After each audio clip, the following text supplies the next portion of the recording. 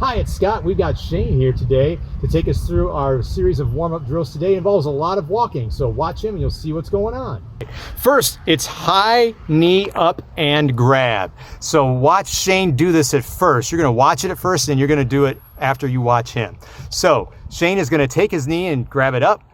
Notice he's going to go up on his opposite foot too. He's going to take 2 steps in between, 2, and now he's going to have the other one go up. And then Shane, you can go ahead, the foot that's on the ground, you can go ahead and go up on that toe a little bit and raise up. Yeah, there you go, yep.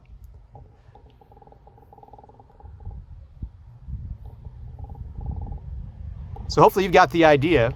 So Shane's going to turn around now, and now you're going to do it. We've got these cones set up about 10 yards apart. If you want to go 10 to 15 meters apart, that's pretty good. And he's going to run out of it a little bit when he's done now. So go ahead and join Shane with this high knee up and grab. Getting that knee up, coming up on that opposite foot. Now he's going to take a little jog out of that. If you've got the space, that's a good idea for you too. Just do what you can with the space you have.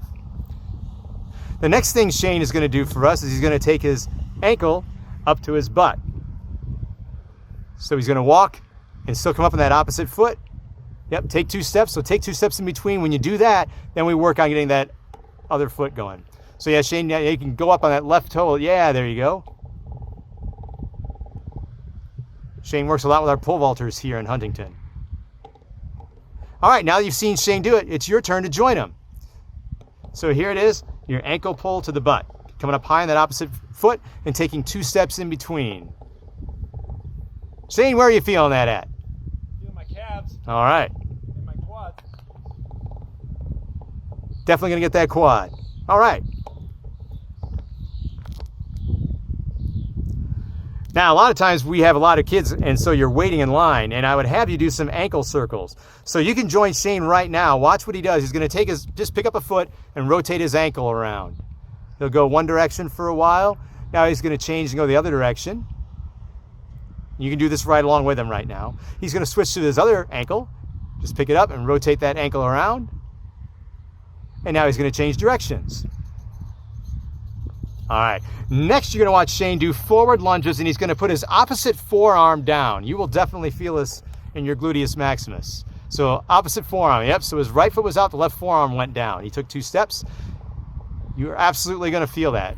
And again, it's important to take 2 steps in between. That way you keep alternating which side of your body is doing the drill. So hopefully you got the idea. Now Shane's going to turn around and you get to join him. So you lunge out, opposite forearm goes down. It's okay if you make a little noise if you feel it. It's understandable. It might be pretty tight.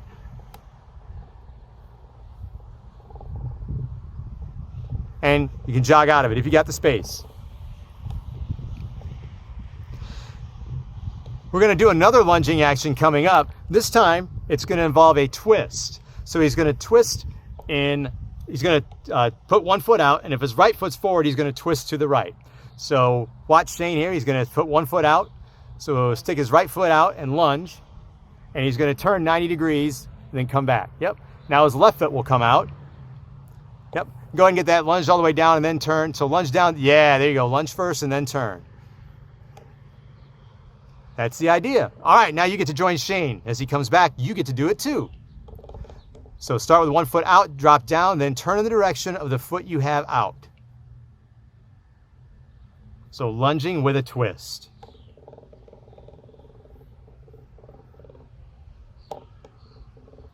And run out of it if you got the space.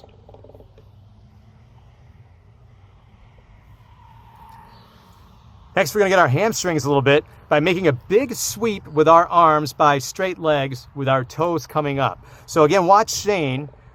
And notice he makes a really big circle and reaches down. Takes 2 steps in between. Sees on that left heel, the left toe is pointing up. Takes 2 steps in between. A really exaggerated circle, because that's how you're going to feel it in your hamstring. That's what you're looking to do. All right, now you get to join him on the way back. So again, he's got that heel down, the toe is up, and a big sweep. Make a really big circle.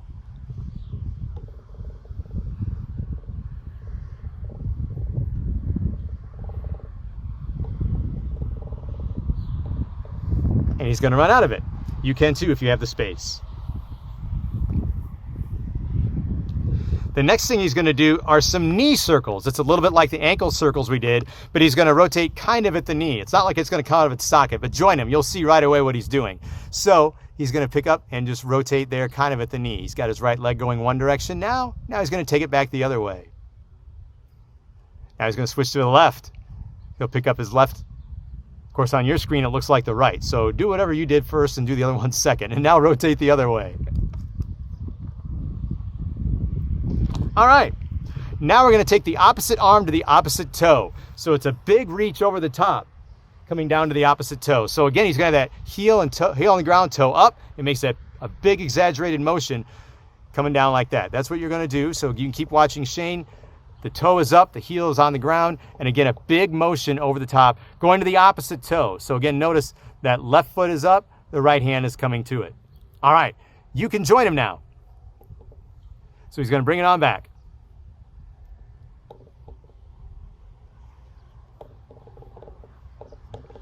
Again, make it nice. It might feel silly doing these exaggerated motions, but it helps a lot with your range of motion.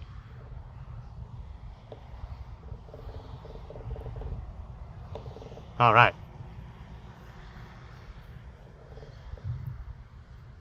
Coming up next are going to be tin soldiers. We can either do them with the same foot to the same hand or this one foot to the opposite hand. I'll let you choose. Watch as Shane does this. And hopefully you get the idea. Hopefully you get a little looser as you do it. If your hamstrings are really tight, don't go crazy at first. What Shane's doing is he's taking the opposite foot to the opposite hand. So he can either take the same foot to the same hand or the foot to the opposite hand. Go ahead and join Shane as he goes back.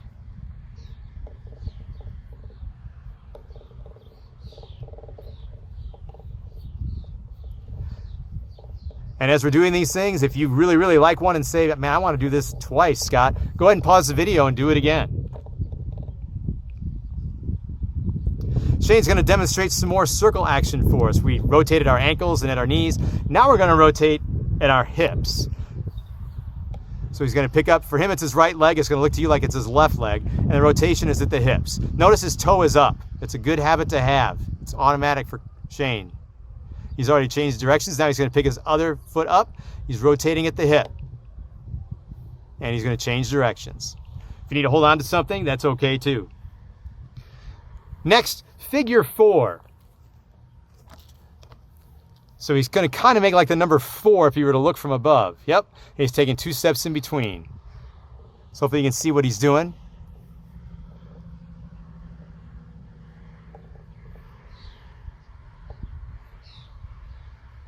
And he's turning his body so you can see it. When we come back, you can just go straight ahead. But he turned his body so you got a really good look at what he's doing. So go ahead and join him with figure 4.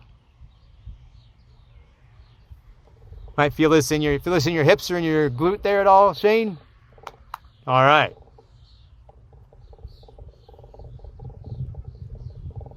Run out of it if you've got the space. Coming up next, what we call them walking RDLs. We've also heard them called watch your face, because if someone was behind you, they might get smacked in the face. It's really important to try to keep your spine and leg in line and bring your leg back slowly. And Shane's going to try to activate his glute in his butt. He's not going to try to bring the foot back by using his foot.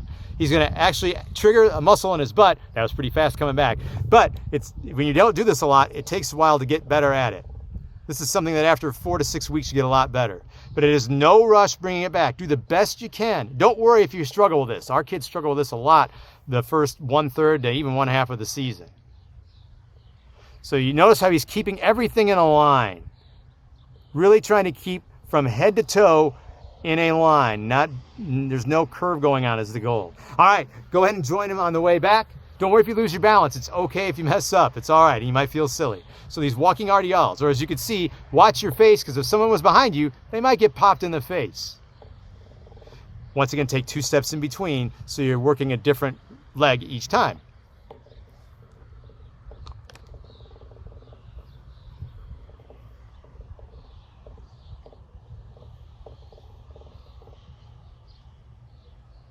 All right. When Shane comes back, we got another activity. We've already done our ankles and our knees and our hips. Now we're going to work our arms and chest a little bit with chest hugs. So with social distancing, it's hard to get hugged, but you're going to hug yourself multiple times here. So as Shane's doing chest hugs, he's keeping things very lateral right now. Now, if he wants to angle the arms, like he's a discus thrower or something, he can angle them. Yeah. So all kinds of directions, working that upper body with chest hugs. All right. Next, we have what we call an extended sequence here. Do the best you can with this. So he's going to, Shane's going to take his hands out and get out to a plank on the ground, walking out to a plank position. Then he's going to go to downward dog, he's going to look back, take his head and look back at those toes, downward dog. Yep. Then he's going to go back to plank. Now, if you want to go to upward dog, that's optional. If you want to, you can. Then come back to plank. And then he's going to walk his legs up straight. That's going to work his hamstrings. So watch this again. A lot of action. He's going to go out to plank. Go to downward dog. Those heels go back and he's looking back at them, at his toes. Back to plank. Upward dog is optional. It's probably a pretty good idea. Back to plank. Then he's going to walk those legs up. I'll let you watch it one more time, then we'll let him turn around. So we're at plank, downward dog, back to plank, upward dog if you like it, back to plank, and then walk those legs up nice and straight. That you feel in your hamstrings. So Shane's going to go ahead and stop right there and go to the other side, and we'll do it all, or we'll go from right there. That's fine. We'll do it all together now. I'll talk you through it. So get those hands out to a nice plank. Activate that core in your abdomen. He's going to look back for downward dog. Hips go up, but it's really those heels driving back. Back to plank. He's going to upward dog now. Back to plank, and then he's going to walk those legs up straight. You will definitely feel it in your hamstrings. Am I right about that, Shane? Yes, sir. Okay. You don't have to call me sir. There's plank. There's downward dog. Back to plank. Upward dog. Back to plank. And he's going to walk those legs up. We're going to do this one more time. So walking out to a plank. Downward dog. Get those heels, drive those heels into the ground and look back. Back to plank. Upward dog, get the head out of the turtle shell. Notice he's really got that head out of the turtle shell. And then he's going to walk those legs up. And then he's going to run out of it.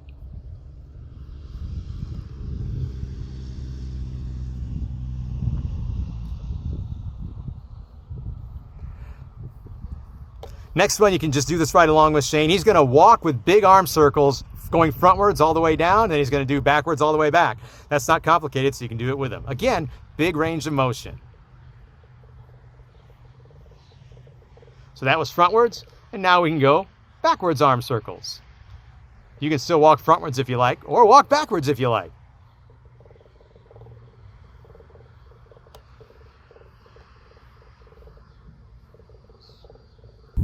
All right, Shane's on the ground right now, and he's going to show us eagles. He's going to take one leg all the way over to the opposite hand, if he can get it there, and then bring it back. That was the right foot. Now the left foot's coming over to the right. That's one. He's going to do 10 of those. So you can go ahead and join him. I'll just keep counting. There's 2. It's okay to rotate your back. Notice he's not keeping his back flat on the ground. You don't have to. It's all about range of motion. There's 3. We're going to take this to 10. There's 4. If we get ahead of you, just go ahead and pause the video. Here's 5. You notice that we've mowed the grass, but it's gotten really dry here. Uh-oh, I've lost track. I hope that's 6. Yep. All right. Here comes 7. You're probably noticing a little better range of motion as you keep going. There's 8. And again, you're really trying to feel like you're really flexible doing this. And if you can't get all the way to your hand, that's okay. Just do the best you can. Here's his last rep on that. If you're not done, just pause the video and get it wrapped up. Now he's going to flip over onto his stomach, where all the mowed grass is, and do the same thing. So his right foot is coming over as best he can get it to his left hand. Yep. And then he's going to take the right foot, or the left foot, over to the right hand. There's 1. We're going to do 10 of those. There's 2. And again, your stomach is not locked to the ground. You want good range of motion. There is 4, I think, right? You guys can do it right along with Shane. He's up to 5. There's 6. If you get ahead of us, we'll catch up in a little bit. 7. 8, 9. Again, hopefully you're feeling looser and looser as you go in this. A little more range of motion here as you get on number 10. Okay. We're just going to go now to leg swings.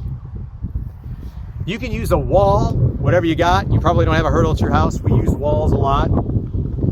And the first thing we're going to do is get leg swings lateral, is what I call them, facing the wall, or for Shane's case, facing the hurdle as he gets all that mowed grass out. So notice that he is working it on both sides. We're going to do 10 of these. He's trying to keep that toe pointed up, and he's not making excuses when he comes across his body. You can get it up there. Be smart, don't hurt yourself, but you can get it across your body. If you, I have not watched all of Tom and Katie's strength training videos, but I know Katie is big on that, that a lot of times people don't want to come across their body as high as they're coming away from their body, and you can do that. And if you can't go as high as Shane does, that's okay. Do what you can. We're going to do 1 set of 10 each, but if you really like this and want to do two sets of 10 each, that's okay too. Now Shane's going to get parallel to this hurdle, or for you, parallel to the wall, and he's going to go back and forth, and you can bend the leg in the back. So he comes in the front and he's bending it in the back as well, because we're really looking for good range of motion. So we're doing 10 of these. And again, just use a wall. I don't expect you to have a hurdle at your house. If you do, maybe you shouldn't tell the school that you have one. Or use a fence, a car. You'd have to have a really good friend to make sure they were solid.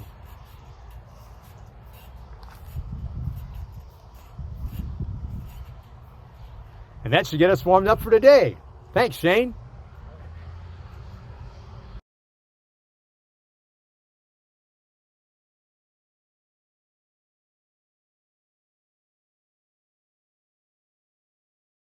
Today we're going to take a look at shot put. Got a really small shot put here. You can use any kind of small ball that you've got. You got a softball, a baseball, take a whole bunch of duct tape, pause the video and wad it up into a ball. Anything you want. It does not need to be heavy, okay? And I've got a very light shot put here, but even I'm going to switch to a different circular object or spherical object in a moment. So anything you got, ball-like will work. When you hold the shot put though, we are not going to hold it all the way down in our hands. That's incorrect. There's going to be some daylight in there. So hopefully you can see the best I can. I got Shane behind the camera, so if you can see, there's some daylight in there. Okay? That's the proper way to hold the shot put. I'm going to switch to this pink sphere. Way easier for you to see. I know it's a lot smaller. Should have brought a baseball or a softball with me, but you would have no trouble seeing this. We have to adjust how we throw if you're so used to throwing a baseball or a softball. You are used to finishing like this when you throw a baseball or a softball. However, when we throw a shot put, we're going to end like this. The wrist is going to go out that way. So hopefully you got the idea of what's going on. I want you to try that just where you are right now. Just take whatever hand you like to throw with, whether it's your right or left hand. I'm using my right, although I know it looks like my left. I have my elbow up here, and I'm just going to punch like this. That's the idea. It's a punching thing. And the wrist is different from what you're used to doing with a baseball and a softball. So just try that a couple times so you got the idea.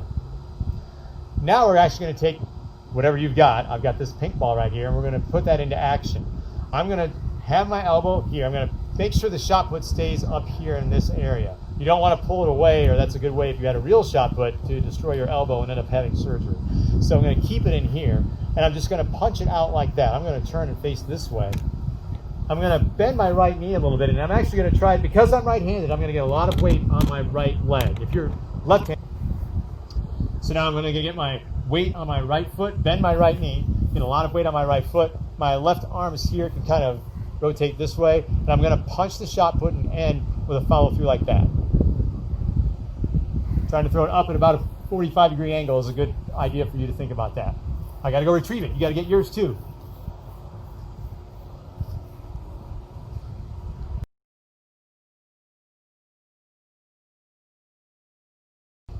If you need to repeat that, go ahead. Here comes our next step. I'm going to again have that weight on my right foot. I was facing where I was throwing it. Now I'm going to turn, because I'm right-handed, I'm going to take my torso and turn 90 degrees to the right. So I'm actually trying to throw it out that way, which is 90 degrees to my left. So I was facing the direction I was going to throw the shot put. Now, again, I get my weight on my right foot, and I'm turning 90 degrees. I'm going to try to uncoil from the bottom up. So I'm going to try to turn down here first, and then turn up top, and then just do the same thing we did before, punching the shot put out. I'll do the best I can.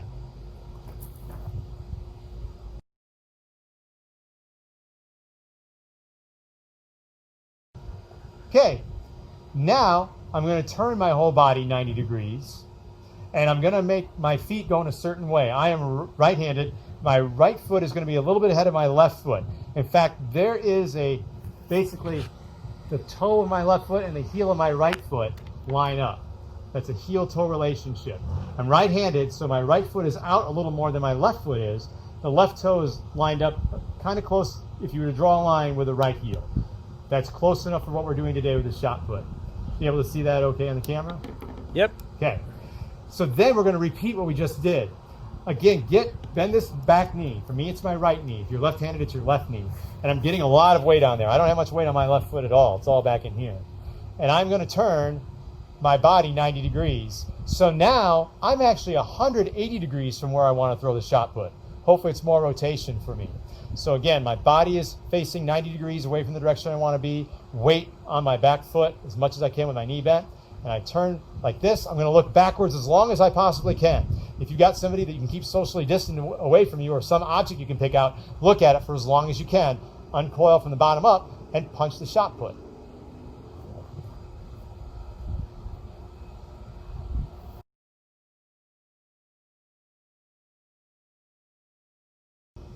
So that is the power position where we all end up. Whether you spin, glide, whatever, eventually we all end up like that, and that's where the power comes from. You notice I've emphasized a lot getting weight on this back foot. So we can actually jump off this back foot to help get us some power. So got the shot put here. I'm going to turn my body, or turn my torso 100, so I'm 180 degrees from where I want to be. And now I'll actually power off this right foot when I punch the shot put. Except I'm busy moving my left foot, sorry. So here we go. I'll try to jump off my right foot. You can try that too.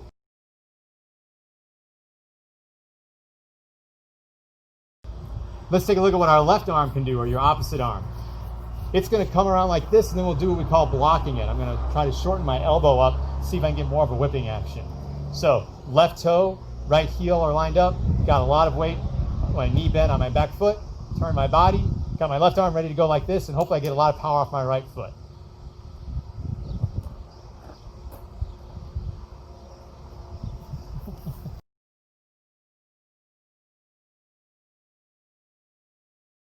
Last thing I'll show you, if you've done some shot putting in the past, hopefully you've learned some good technique about how to glide and not shuffle.